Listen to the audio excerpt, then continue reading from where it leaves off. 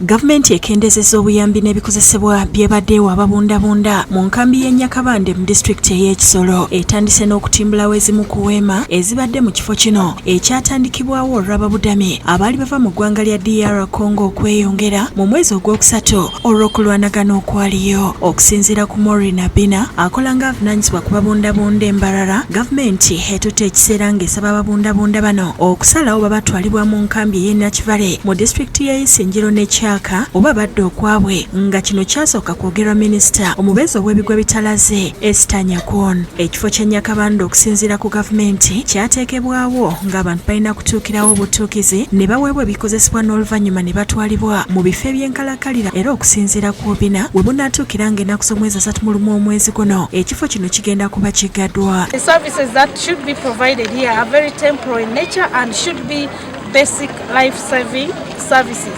So we've been given a directive that by 31st of October we should have the holding area closed. So that means we have to gradually scale down the services. The partners have to scale down in terms of their human resource, and we also have to, of course, continuously encourage the persons of concern to know why we are really doing this, because we cannot have a holding area be like a camp. Embeera eno ereetedde abamu ku babundabunda okusalawo okudda okwabwe n'abalala ne bakkiriza okutwalibwa mu nkambi, era omusasi waffe waatuukiddeyo nga basiba engugu zaabwe.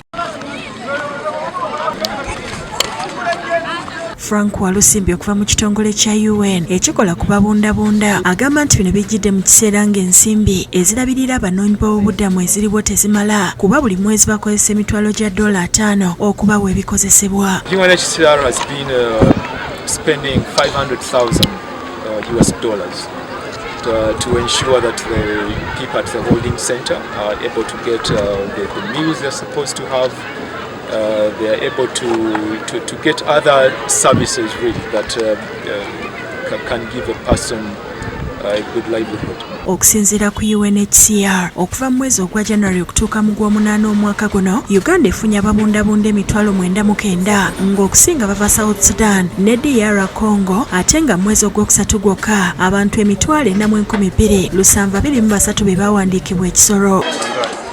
Okusinziira ku Walusimbi, ensimbi ezeetaagibwa zikozesebwa okubawa ebyenjigiriza, emmere, ebyobulamu n'ebirala nga bw'annyonnyola. About a month ago of $68 million, but as you are aware, donors have been a little bit slow because of the Ukraine factor. Jonan Tusingwire yakusakidde eggulire lino.